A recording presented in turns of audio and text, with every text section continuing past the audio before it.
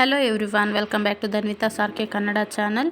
ನಾನು ತುಂಬಾ ದಿನ ಆಗಿದೆ ಮಿನಿ ವ್ಲಾಗ್ಸ್ಗಳನ್ನ ಅಪ್ಲೋಡ್ ಮಾಡ್ದೇನೆ. ಆಲ್ಮೋಸ್ಟ್ ಒಂದು 15 ಡೇಸ್ ಆಗೋಕ್ಕೆ ಬಂದಿರಬೇಕು ಅಂತ ಅನಿಸುತ್ತೆ. ನನಗೆ ಸ್ವಲ್ಪ ಬ್ಯುಸಿ ಇದ್ದೆ, ಹಾಗಾಗಿ ನನಗೆ ಮಿನಿ ವ್ಲಾಗ್ಸ್ಗಳನ್ನ ಶೇರ್ ಮಾಡ್ಕೊಳ್ಳೋದಕ್ಕೆ ಆಗಿರಲಿಲ್ಲ. ಜೊತೆಗೆ ವ್ಲಾಗ್ಸ್ಗಳನ್ನೂ ಕೂಡ ಅಷ್ಟೇ ತುಂಬಾ ಕಡಿಮೆ ಅಪ್ಲೋಡ್ ಮಾಡಿದ್ದೀನಿ. ಇನ್ಮೇಲಿಂದ ಡೈಲಿ ವ್ಲಾಗ್ಸ್ಗಳನ್ನ ಅಪ್ಲೋಡ್ ಮಾಡೋದಕ್ಕೆ ಟ್ರೈ ಮಾಡ್ತೀನಿ ಆದಷ್ಟು.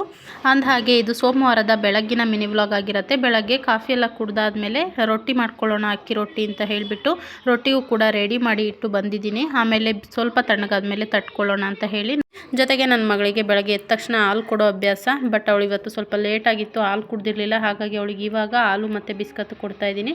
ಅದ್ರ ಜೊತೆಗೆ ನಾನು ಕೂಡ ಲೈಟಾಗಿ ಕಾಫಿ ಕುಡಿತಾ ಇದ್ದೀನಿ. ಬೆಳಗ್ಗೆ ಟೈಮು ಕಾಫಿ ಕುಡಿಯೋದು ನಾನು ತುಂಬ ಕಡಿಮೆ. ಸಂಜೆ ಟೈಮ್ ಅಂತೂ ತುಂಬ ಸಿಕ್ಕಾಪಟ್ಟೆ ಕಾಫಿ ಕುಡಿತೀನಿ ಅಂತಲೇ ಹೇಳ್ಬೋದು. ಇನ್ನು ಕಾಫಿ ಎಲ್ಲ ಕುಡ್ದಾದ್ಮೇಲೆ ಟೆರೆಸ್ ಮೇಲೆ ಬಂದ್ವಿ. ರಾಗಿ ತೊಗೊಂಡು ರಾಗಿ ಕೂಡ ತೊಳೆದ್ಬಿಟ್ಟು ಒಣಾಕಿದ್ರೆ ಸಂಜೆ ಅಷ್ಟರಲ್ಲಿ ಸ್ವಲ್ಪ ನಾರು ಆರ್ಕೊಳ್ಳುತ್ತೆ ಅಂತ ಹೇಳಿ ಒಂದು 3 to 4 ಡೇಸು ನಾನು ರಾಗಿನ ಚೆನ್ನಾಗಿ ತೊಳೆದ್ಬಿಟ್ಟು ನೀಟಾಗಿ ಬಿಸಿಲಲ್ಲಿ ಒಣಗಿಸಿ ಅದಾದಮೇಲೆ ಹಿಟ್ಟು ಮಾಡಿಸ್ಕೊಳ್ತೀನಿ. ಯಾಕಂತಂದರೆ ರಾಗಿನಲ್ಲಿ ತುಂಬಾ ಧೂಳಿರುತ್ತೆ. ನೀವು ಒಂದು ಸಲ ತೊಳೆದು ನೋಡಿದ್ರೆ ಗೊತ್ತಾಗತ್ತೆ.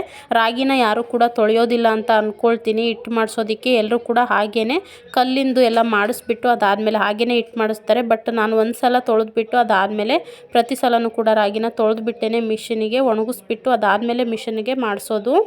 ನೀವು ಕೂಡ ಇಷ್ಟ ಇದ್ದರೆ ರಾಗಿನ ತೊಳೆದ್ಬಿಟ್ಟು ಒಣಗಾಕಿ ಅದಾದಮೇಲೆ ಮಿಷಿನ್ ಮಾಡಿಸ್ಕೊಳ್ಳಿ, ನಿಮಗೆ ಟೈಮ್ ಇದ್ದರೆ. ಇಲ್ಲಿಗೆ ಈ ಮಿನಿ ವ್ಲಾಗನ್ನು ಮುಗಿಸ್ತಾ ಇದ್ದೀನಿ. ಮತ್ತೆ ಸಿಗೋಣ ಇನ್ನೊಂದು ವಿಡಿಯೋದಲ್ಲಿ. Thank you for watching.